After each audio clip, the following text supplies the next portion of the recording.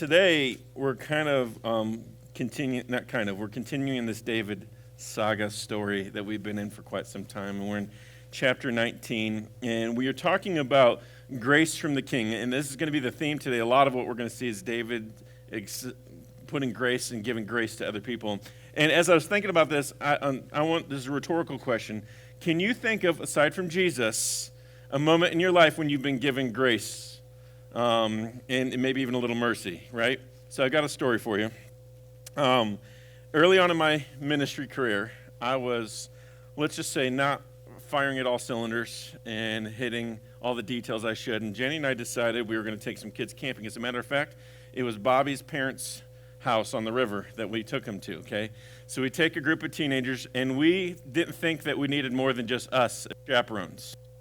Because surely teenagers, no disrespect to any teenagers in this room, are going to do what we need them to do and be obedient, right? Surely that will happen. And so, Jenny and myself, and I'm pretty confident she probably told me we needed more people, but I just ignored her, and just the two of us took these group of teenagers. And it's not a really big setup. It's a house right off the river and a fire pit between the house and the river, and really that's the only area we're working in. Let's just say maybe 50 yards worth of space, maybe, okay? And at night, we're all around the campfire, and a group of students are talking by the river, and I can see the silhouettes of them, so I know they're there, so I know they're alive, and I know everything's fine. Or should I assume everything's fine? They're standing over there in the distance, and I'm like, oh, man, I've got this thing under control. This is totally good.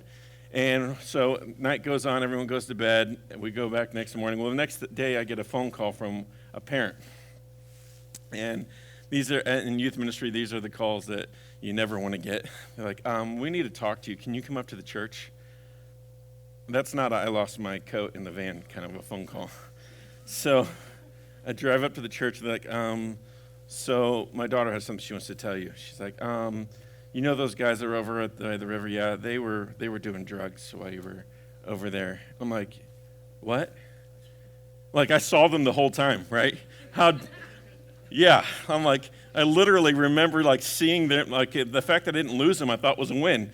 And she's like, yeah, so next thing that happens is I have this long, like a week or two long process of talking to every parent, and I'm assuming this is the end of my ministry career. Clearly it's not. But I assumed, like, this is it. I'm done. Lord, it was a good run, all 6 months of it. I was grateful to do it. And what happens next is the thing that kind of blows my mind. Every parent, and including the pastor, were super gracious to me. They're like, listen, man, don't beat yourself up. I'm like, your kid just did illegal things. Of course I'm going to beat myself up. And they're like, no, I just need you to help me get a point across to them. I'm like, I've got the perfect idea. A good friend of mine, who actually is still a good friend to this day, he is a K-9 cop for the Somerville Police Department. And I was like, hey, I need you to do me this solid, okay? Wednesday night's youth group, can you come visit with the dog? He's like, yeah. So he comes over, and I don't need him to do anything. I just want him to hang out with us.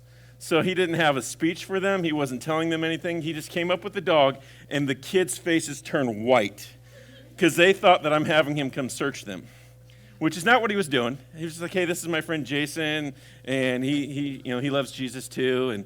And so anyway, that part I just wanted to share for fun. The big picture here, though, was the mercy and grace that was given to me when I didn't deserve it, right?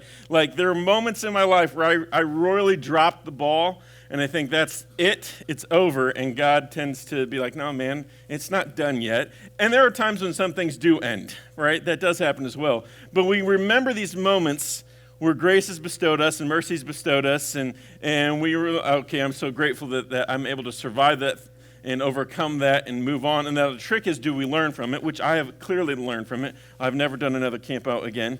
But we have these opportunities that happen in our lives that God uses to show us and remind us of his grace, right? Now, we do know, we're going to get into this in a minute, talking about the grace of Jesus. But if you have your Bibles, turn with me to 2 Samuel chapter 19. Now, I'm going to start in the second half of verse 8, but I'm going to give you a recap before we read this, kind of what's happened, just to remind you. The last chapter, David's son Absalom is murdered in battle. He's killed by Joab, David's general. David finds out that Absalom is dead, and there's a long story behind that as well that if you want to go back online and listen to the sermons, you can kind of catch up on that. But David's mourning and weeping to the point, though, where he's neglecting everything else. And at the beginning of this chapter, Joab reminds David, hey, man, we are all suffering too, and we just won this battle. And to us, it seems like you care about your son more than you care about us. So you need to get out there and you need to let the people know that you care.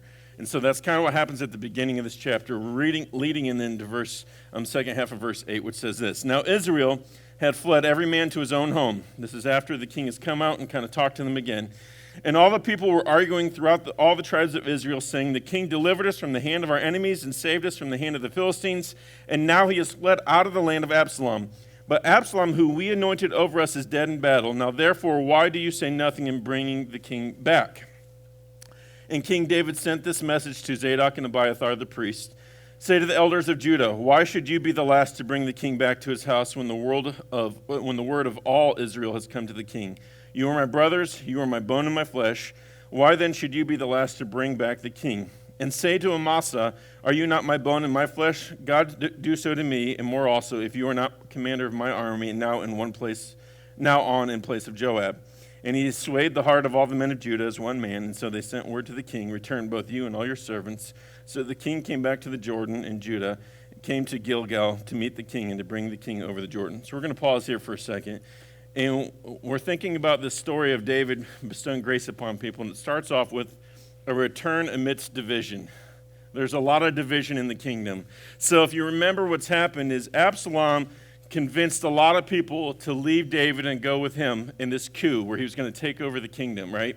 And David and his people flee, and now that Absalom has been defeated, they're coming back together, and they're still one nation, but there's some differences in views of what should be happening right now. The people are arguing, and they're not content with the outcome of the war. Those that went with Absalom probably have a couple things going through their head, right? First, if we even come back, is David going to be cool with us? Because we just left him in the midst of the hardest part probably of his life. Is that even going to be a thing that we can do? If so, can we trust these guys again? Like there's all these back and forth going on and what happened. And so, they had followed Absalom. Now he's dead, and they're really not sure what they want out of this, right? And so some recognize that their previous leader was leading them into a bad path, though. Some of them recognize that. They're like, hey, that wasn't going to work out for us. So I think this is good that David's back. And so they got this back and forth. And there's still others that just didn't trust David. So what David does firsthand, and the tribe of Judah is specifically one of the groups that are kind of always been a little rough spot for David. David brings in two of his trusted guys, Abiathar and Zadok. They're the priests that David used to implement into the kingdom when Absalom was in Jerusalem. He used them as his eyes and ears. These guys have been with David this whole time, so he says to them, he's like, listen, guys, here's what I need you to do. I need you to go talk to these people. First of all, ask them why it matters to them. Like, are they the only ones that are winning from this? Like, why do they care so much? But David's like, I want you to go in to the elders of Judah and ask them, why should you be the last to bring the king back to his house when the word of all Israel has come to the king? He's like, you're not the only ones here, right? So he's using these guys as kind of his messengers to do that. And when the word of all Israel came back to the king, you are my brothers, you are my bone and my flesh. Now these guys are actually part of David's family. David is related to a lot of these guys. They're a part of his flesh and his bone. And God do so to me, and more also you, if you were not commander. Oh, sorry, I skipped verse 13. So then what David does is he brings in Amasa. He says, now let's do this. And say to Amasa, are you not my bone and flesh? God do so more to me, and more also if you are not commander of my army from now on in place of Joab. So basically David's like, okay, Amasa, I'm going to bring you in, and I'm going to put you over Joab's command. I'm going to put you, and I think David's doing this for a couple reasons. One, I think he's trying to smooth over possibly building this bridge back in with this group of people. He's like, hey, I think it would do well if I do them this solid. They're going to come over and kind of join up with me. It could be a way to unite the tribes and create some peace. David's trying to make some moves here, but there's division in his camp. At this point, though, David didn't cause and create the division specifically. Now, we have talked about this being consequences of some of his actions, but at the same time, the people are making their own decisions, right? The kingdom is divided. David is still God's anointed king. We know that. that God has not anointed another person. He didn't say, David's not doing this right, I'm going to give you the job. He's not done that to anyone else. David is still God's anointed king. And so David's sitting here in the midst of vision. Now here's the truth too. Oftentimes, when we are faithful to be obedient to God, it comes with conflict with those among us. The gospel talks about this a lot, right? That the word of Jesus Christ is going to be division among family. Like it's going to cause and create strife. There's going to be division when we follow and are faithful to Jesus Christ. When we're talking about other countries, right, there are so many places out there where being a believer in Jesus Christ isn't even legal. You're like, well, how can that be? Well, they're making it happen, right? Where people have to hide or take the consequence to just be a believer, right? There are family members who will be against you because they don't love what the gospel is asking them to be. Then they're going to say, hey, because you support that, I don't have any. We're going to see this all of our lives when we follow Jesus. This division is going to be a part of that. That is something that's going to be clearly a part of our lives, because when we are faithful to the gospel, it is contrary to everything else we see around us. It is contrary to everything else we see around us. The gospel is something, the work of Jesus Christ and what he's done for us is unlike anything else this planet has seen. And it makes people uncomfortable. Oftentimes, I've seen it, so 16 years of full-time ministry, there are churches. I'm going to say Little C Church. What I mean by that is the Big C Church is God's bride, everyone who's a believer in Jesus Christ. Little C Church is the physical place we're at. There's Little C churches out there who are divided because they don't want to be faithful to the gospel.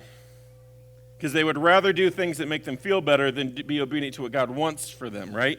And we see that, and the thing that I would say is most likely those people don't know Jesus. I don't know that, but this does not, it's not one of those things that it's hard to understand, right? There are people that would rather leave and let a church fall apart because they don't like a decision made than they would be to being faithful to the gospel. It happens all around us. Our responsibility is to be faithful and committed to the thing that we know we're called to be committed to, and that's the gospel. We have to just keep plowing through. We have to keep working. One of the things I love about David is even in the midst of these hard things, he's still going to move forward. He's still going to do what God's calling him to do to lead this kingdom. So there is, he's coming in a return amidst division here. But here's the best part that I think I love seeing in the character and nature of David that comes next. Verse 16. And this is one of the things that just encourages me, hoping that I can think this way. I don't know. So, and Shimei, the son of Gera, the Benjamite from Bahurim, hurried to come down with the men of Judah to meet King David. I'm going to pause there. If you remember who Shimei was, when David and his guys were leaving Jerusalem because Absalom took over, this joker was throwing rocks and cursing David and his men.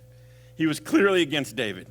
He was trying to do everything he could to evoke rage in them, and David's men wanted him to take care of them right away. He's like, David, I got this in a second. Just let me handle this. And David's like, no, leave him alone.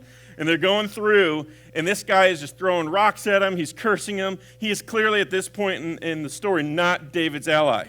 But here we go, verse 16. And Shimei, the son of Gera, the Benjamite from Bahurim, hurried down to come with the men of Judah to meet King David. And with him were 1,000 men from Benjamin. And Ziba, the servant of the house of Saul, with his 15 sons and his 20 servants, rushed down to Jordan before the king. Now let me explain who Ziba is. If you remember, there's a gentleman called Mephibosheth early on who was Jonathan, David's best friend. It was his son. And if you remember, David bestowed a lot of grace to Mephibosheth early on when he could have just killed the entire line because of his dad. He's like, listen, I'm going to let you be a part of eat at my table. I'm going to let you have a part of my blessing. He gave him land. Well, in a couple of chapters ago, Mephibosheth also turns on David. And so Ziba was the guy that benefited from that. David gave all of Mephibosheth's stuff to Ziba. He's like, all right, man, I'm going to let you have his stuff. You can have his lands. And so this is Ziba right here. And so, and Ziba, the servant of the house of Saul, with his 15 sons and his 20 servants, rushed down to the Jordan before the king. And they crossed the ford to bring over the king's household and to do his pleasure. And Shimei, the son of Gera, fell down before the king, and he was about to cross the Jordan, and said to the king, let not my lord hold me guilty. Remember how your servant did wrong on the day my lord, the king, left Jerusalem. Do not let the king take it to heart. For your servant knows that I have sinned. Therefore, behold, I have come this day, the first of all the house of Joseph, to come down and meet my lord the king. Abishai the son of Zeruiah answered, shall not Shimei be put to death for this? Because he cursed the Lord's anointed. But David said, what have I to do with you? you sons of Zeruiah, that you should this day be an adversary to me. Shall anyone be put to death in Israel this day? For do I not know that I am this day king over Israel? And the king said to Shimei, you shall not die. And the king gave him his oath. So here's what's playing out here. David is showing grace even when wronged. Okay, that's a hard thing to do. Right? Now, we live in a culture of when you're wronged, you do everything you can to right it yourself. Right? Watching children play, it's clearly how that works. We have a lot of boys in the church, right? And you watch them after church. You could do it today. It'll happen. One of them will run and bump into another one. Not on purpose, but they'll do it. And the other one will be like, what? And so then they'll go back and bump them back. And it'll be this, because they've been trained in their hearts, because that depravity piece, right, is you right a wrong with a wrong, right? It's an eye for an eye here. It's a ruthless little crowd here this Sunday mornings. And these kids are going for it. It's an eye for an eye. That's all they understand, right? They know that we right wrong with wrong. We fight fire with fire. Now, we teach them. I know every parent here doesn't teach their kid that. Or you shouldn't if you are. But they're still going to do it. It's in our DNA. We watch it in our culture. We watch it in things that are happening around us. We act that way, that when we are wronged, the best thing to do is to get even. I mean, that's just how we motivate ourselves, right? And so David's sitting here, and this guy who deserves absolutely nothing from David, because he did everything he could to curse and to put him down, is now on his knees asking forgiveness. Now, Abishai, David's general, is like, are you even entertaining this right now? He's like, we need to cut this off right here and make a point of it, right? Do you all ever have that teacher that at the beginning of the year would just take one student and make an example out of them so that way the rest of the year everything goes smooth? Yeah, Abishai wanted David to do this move, right? He's like, man, we take this joker out, and no one's going to mess with you, David, right? But what David's like, what is wrong with you guys? That's basically what he's saying, you sons of Zeruiah. He's like, what is your problem? Are you an adversary to me right now? Because as far as I checked, I'm the king of Israel. And what we're going to do is we're going to offer grace here. And David forgives Shimei for his mistake, a grave mistake. Now, granted, would Shimei be feeling the same way if Absalom had won? I don't know. That's not the point, right? What's happening right now is that this guy recognizes that he had wronged the king. There's a good chance I don't even know if he recognizes David as God's anointed king. Either way, he knows that he was wronged, and he doesn't want to suffer the consequence of his wrong, and David grants him that grace. Because what David wants to do is show the people, he wants to unite them around this big picture of what God's doing. And he can't unite them if he's cutting everybody off left and right who've done him wrong. We cannot be graceful and share the gospel in our community if we're constantly trying to get retribution for things that happen to us. We as believers in Jesus Christ have got to be the first one to offer grace when we're wrong. We have to be the first to willing to forgive. We have to show the culture around us what that's like, because it's not common. They don't understand it. It's weird. So Jenny and I were at a restaurant the other night, and it was a pizza place.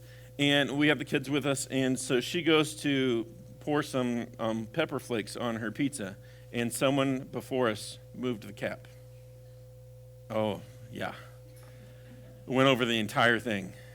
And at that moment, you're like, oh. So I'm running through my head, what are we going to do? Jenny's being really cool about it, which she would be. It would be me. It's food, so I get really weird about food. And she's like, it's okay. I'll just dust it off. I like hot food. I'm like, no, that's not hot food, no, hon. That's like insane. And the waiter comes over, and he's like, oh, I'm so sorry. And she's like, it's okay. Like, it's not a big deal. He's like, we'll make you another one. She's like, you don't need to make me another one. It's okay. And they wanted to go out of their way to make sure it was right. And what I loved about what she was showing our kids right there is it's not about what's done to us that matters. It's how we handle things in public around other people. Showing grace to this restaurant. Now, that's not how I would have handled it. I'm just going to tell you, I'm not as strong as my wife. She was just full of grace, and she was like, it's not a big deal. I'm not mad at all. It happens. And she wasn't upset. And these people were doing, now they took good care of us too. They really did. It was a really good experience all the way around. But our first response can't be get even. It can't be we're going to write this now or nothing at all. It's got to be let's show the grace of what we all claim to have, right? We claim to know and love Jesus Christ. Those of us in this room that are believers in Jesus, we claim this. It has to be something that comes out of our mouths, not only in word but also in action. Like, we have to be willing to offer grace when we're wronged. That has got to be a part of what we're doing. And so David's sitting here, and he's showing grace even when grace isn't deserved. We're all heading into the season of families, right? And I think I probably said the same thing last year, and I'll say it next year too. Right? You're going to go have meals with families, and it's not all going to be smooth, right? For some of you it may be. But you're going to sit down with people who, you haven't seen all year, or family members, and they're going to say things that might hurt you, and they're going to do things. But what's more important than anything is that we love them the way Christ calls us to love them. Like, that's the most important thing. It's hard. Trust me, I know. We don't live near my family, so I get how difficult it is. Our Thanksgiving is going to be a lot different than some of y'all's, because we'll be around people we choose to be around. But it's difficult. And I choose my family too when I'm near them. I do. I love them. So if they're listening, Mom, Dad, I love you. But this is a part of it, right? We have to be willing to show grace when we're wronged. And instead of enacting revenge, David is absolutely going that route. He's showing mercy and grace. He's like, no, that's not what we're going to do, man. I'm not going to kill you. Come be a part of this with me. So then it moves into this next little piece, verse 24. And Mephibosheth, we just talked about him, right? The son of Saul came down to meet the king, and he had neither taken care of his feet, nor trimmed his beard, nor washed his clothes from the day the king departed. Now listen to that, that's very important. From the day the king departed until the day he came back in safety. Now to me, before we go any further, that means Mephibosheth recognized right away that David was the dude that he should be supporting. His heart was broken immediately, because from the day that he left, this guy stops taking care of himself. And that's not one of those lazy things. It's one of those acts of, I'm not going to take care of myself when my king is out here, right? And so from that day, he's not washed his clothes from the day you think this guy's in college. From the day the king departed until the day he came back in safety. And when he came to Jerusalem to meet the king said to him, why did you not go with me, Mephibosheth? And he answered, my lord, O king, my servant deceived me. For your servant said to him, I will saddle a donkey for myself, that I may ride on it and go with the king, for that your servant is lame. And he has slandered your servant to my lord the king, but my lord the king is like the angel of God. Do therefore what seems good to you. For all my father's house were but men doomed to death before my lord the king, but you set your servant among those who eat at your table. What further right have I than to cry to the king? And the king said to him, why speak any more of your affairs? I have decided you and Ziba shall divide the land. And Mephibosheth said to the king, oh, let him take it all, since my lord the king has come safely home. So David showed grace when wronged, and now David's showing grace when deceived. Mephibosheth didn't know that his servant was lying to him. He got duped. He got deceived. His servant basically had kind of convinced him to go this other route. And so from that moment, he recognized that he was been broken about this. And he recognizes in this, you see him talk about what David had done for them. He's like, my family deserved death, and yet you let us sit at your table.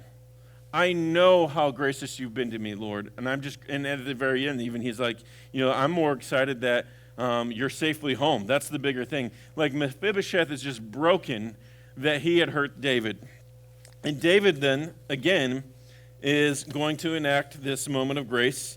He sees the brokenness in Mephibosheth. He sees the fact that he is sincerely feeling guilty for the wrong that he did against him. He heard his claim, and he's like, I'll tell you what I'm going to do. He's like, I'm not taking things back from Ziba, but you and him can split everything. And a sign of recognizing that Mephibosheth really is truly remorseful for his actions, he's like, I don't want any of it. You let him keep it. I'm just grateful that you're back safely. Like, Mephibosheth truly recognized that David was king, the Lord's anointed king. He recognized that David was a man that God had put in place, and he was broken, that he was a part of seeing that broken. He was broken that he was a part of seeing God's plan moved in a direction that he didn't understand, right? And so he was more than anything was grateful just to be back in the grace of the king. So David offers him grace, and he claims that he can do this for Mephibosheth. And here's the truth, right? You ever think about this when we're wronged, that sometimes the people who wrong us don't even realize that they were wronging us? Like, maybe they didn't understand the full spectrum of what was happening either. Like, is it possible for people to be deceived and then act on that deception? I think that's very possible. So I don't know if some of y'all, I think, None of us really are like detectives here, right? All we know is when things go down, we want to enact revenge without really fully the big understanding. Like when my kids do something wrong, I rarely try to figure out exactly whether they did it wrong or not. I'm just like, fine, you're grounded.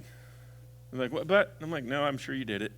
And it's just usually just a quick reaction, like, no. But like what David's sitting here is like, David has no idea what's happened. And Mephibosheth's like, listen, I didn't know at the time that I was doing wrong by you, King David. Please forgive me. And David's like, for sure. There are so many things that happen to us that we react to when oftentimes it's a perspective that we need to understand. People make decisions off of what they have a perspective of. And oftentimes it's communication that breaks down those barriers. We are probably the worst at communicating, right? How many of you in a marriage have gone through a season where you were both upset, but for reasons neither of you had a clue about, and were in the end really dumb? Has that ever happened to anybody? Yeah, we've done that before, Jenny and I. And then we sit down and talk about it, like, oh, that's what you were upset about? Like, I didn't realize. Like, we were acting on things that we didn't understand. We didn't have perspective, and she thought I meant this, and that's not what I was meaning. Like, first of all, don't have important conversations via text message. That's just something I want you all to understand. Don't do that. Context never is right, unless it's a meme, then or a gift. Those usually are pretty accurate. Outside of that, like, we get deceived sometimes. There are things that are happening in our lives that we don't understand the full spectrum of. And my reaction oftentimes is I want to feel the way I feel, and I want to act the way I want to act until I actually realize that, oh, wait, they didn't understand either. They thought I said this, and that's not what I said. Or someone told them I was doing this, and that's not even what I was doing. And oftentimes, if we had communicated from the go, we would have avoided all of the conflict that we went through. But because instead of going to the source, we kind of go around. That's one of the things that I love that Bobby has initiated from the beginning is when we have an issue, we go straight to it. We don't play games with asking someone else what you feel about something. Like, oh, hey, I heard Daniel's upset. What do you think, Rob? No, it's Daniel. What's going on? What's happening? Why is this going? We want to do this so that we can avoid this deception piece, right? We can avoid falling into the wrong traps. We want to deal with things directly. And David, learning that Mephibosheth didn't mean to be deceptive, offers him grace again, offers him mercy. He's like, you know what? I forgive you. I want you to think about this, right? We're watching this king give mercy and grace to people that don't deserve it. Why would he do that? You remember from the beginning when God anointed David that the Spirit of God is in David's life, and that's the nature of God, is to love us and offer us grace and mercy. That's what he desires for us. One of the things that we cling to every Sunday morning when we come here, and hopefully every day of our lives, is what God did for us on the cross is so much more powerful than anything anyone else could do. That the least we can do is love and care and give our lives over to him for that, right? He gave all for us, that we were sinners that could not pay the debt of our sin, and Jesus did it himself when he was on that cross.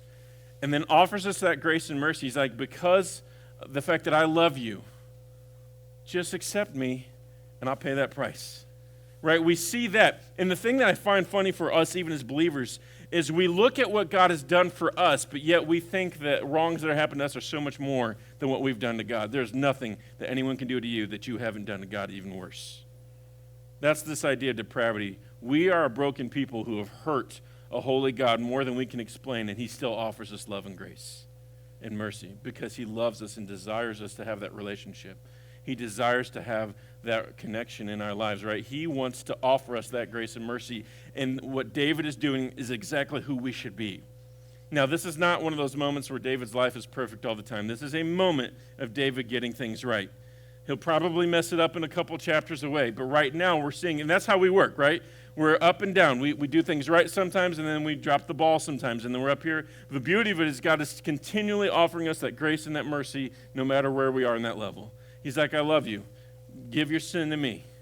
I love you. Turn away from it and trust me. I've got it. I love you. Continue to trust in me. And we continue to move forward, and we're able to overcome the things that have us held down. In any other world, Mephibosheth would be dead. In any other world, Shimei would be dead. But in God's kingdom, they're offered grace and they're offered mercy. And that's something important for us to think through. We often don't know the motives of why other people do what they do. But our response needs to be what God has called us to do and to respond, not how we feel all the time. I don't know if you know this, your feelings can be deceptive. Just saying. One of the reasons why we like to make fun of Hallmark movies is because they're not real. No disrespect to anyone who loves them. But it's not real. Towns are not won by some rich guy who has a change of heart and decides to love everybody, and that's just not how that works. So, anyway. Sorry. So then we get David offering this grace, right? And then we see David acknowledging kindness. Not everything was hard. Let me show you this, right? In verse 31. Now, Barzillai, the Gileadite, had come down from Rogelim, and he went on with the king to the Jordan to escort him over the Jordan. I'm going to pause there. Y'all notice a lot of things are happening around the Jordan, right? Joshua leads the people of Israel over to the promised land from the Jordan. David's coming back from the Jordan. Jordan's a significant place. A lot of what God is doing is happening through the Jordan. Barzillai was a very aged man, 80 years old, and he provided the king with food while he stayed at Mahanaim. Now, so here's what's going on. When David fled from Absalom, he stayed in this king's Barzillai's area, and he provided really well for David and his people. For he was a very wealthy man. And the king said to Barzillai, "Come over with me, and I will provide for you with me in Jerusalem." But Barzillai said to the king, "How many years have I still to live, that I should go with the king to Jerusalem? I am this day 80 years old. Can I discern what is pleasant and what is not? Can your servant taste what he eats or what he drinks? Can I still listen to the voice of singing men and singing women? Why then should your servant be an added burden to my lord the king?" I'm going to pause there.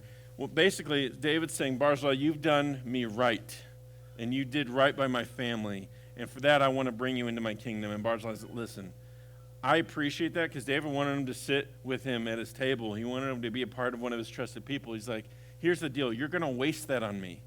I can't see. I'm old. I can't hear. I can barely taste. You don't need to waste this on me. I don't have a lot of years left. I appreciate the offer, but that's not necessary. So then verse 36, your servant will go a little way over the Jordan with the king. Why should the king repay me with such a reward? Please let your servant return, that I may die in my own city near the grave of my father and my mother. But here is your servant Chimham. Let him go over with my lord the king and do for him whatever seems good to you. I'm going to pause there. So he's like, listen, let me go back to my hometown and die in peace. But take my son Chimham with you. Let him serve in my stead. Let him be a part of this big picture. And so Chimham, and the king answered, Chimham shall go over with me, and I'll do for him whatever seems good to you, and all that you desire of me I will do for you. Then all the people went over the Jordan, and the king went over, and the king kissed Barzillai and blessed him, and he returned to his own home. The king went on to Gilgal, and Chimham went with him, and all the people of Judah, and also half the people of Israel brought the king on his way. So in this little scene, we see David acknowledging the kindness of what someone had done to him. Like he's recognizing, you provided for me when no one else would. And for that, I am grateful, and I want you to come be a part of this kingdom. And of course, Barzillai is like, I can't do that, but take my son instead. Let him be a part of this. And so they work that out, and David repays that kindness. And then the little last section here. Then all the men of Israel came to the king and said to the king, why have our brothers, the men of Judah, stolen you away and brought the king and his household over the Jordan, all of David's men with him? So everyone who was not in Judah now is jealous that the guys from Judah are the ones bringing the king over. They're like, hold up now. Like, why do they get to do this? They were the ones that were being an issue from the beginning. I don't understand this, right? And so all the men of Judah answered the men of Israel, saying, because the king is our close relative, he's related to us. You ever use that one in an argument with someone else? Like, no, he's my brother. You know, he's related to us. And why then are you angry over this matter? They're like, we don't understand. He's our kin first, so I don't understand what you're upset about. Have we eaten at all at the king's expense? They're like, we haven't benefited from him yet. It's not like we've taken anything from him. Or has he given us any gift? No, we haven't received anything from the king. We're just bringing him over. And the men of Israel answered the men of Judah, we have 10 shares in the king, and in David also we have more than you. They're like, look, we've logged in time with this dude. He is our king. We're the ones that have been faithful to him. You guys don't deserve it. And there's this kind of back and forth. Um, and why then did you despise us? Were we not the first to speak of bringing back our king, but the words of the men of Judah were fiercer than the words of the men of Israel?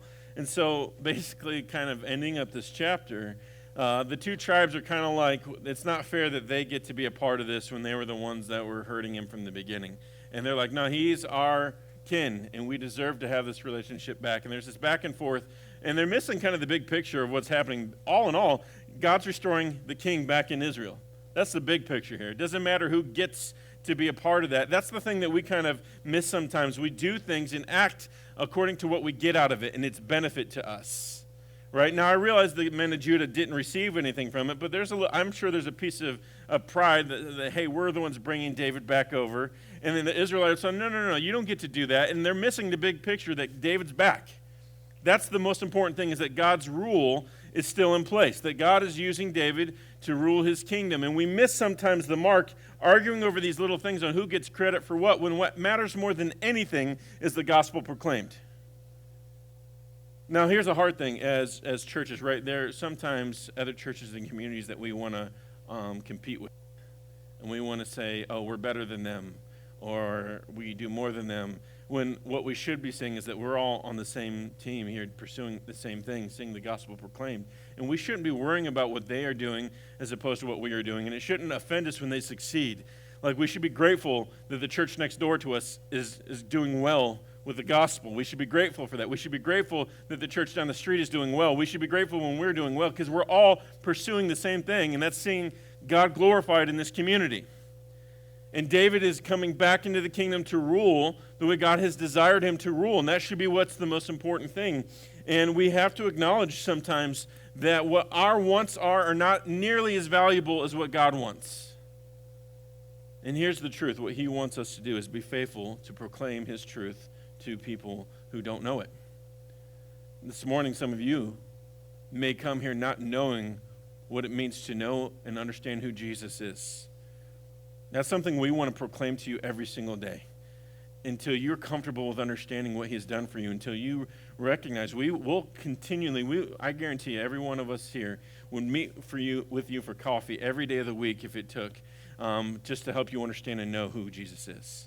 That's the thing that matters to us more than anything else. We don't care if we have heat in this building if you come to know Jesus Christ.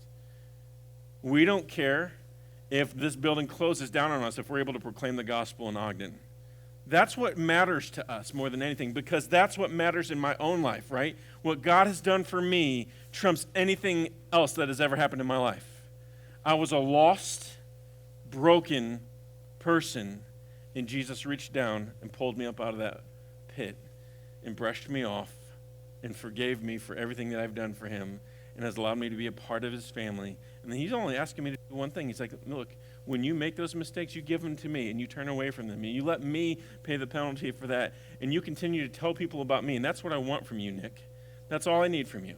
Like, there's no price that he's put on my life. He's not telling me that I have to be successful at anything to be glorifying him. I don't have to be the best father. I just have to be obedient to following and trusting in who God is.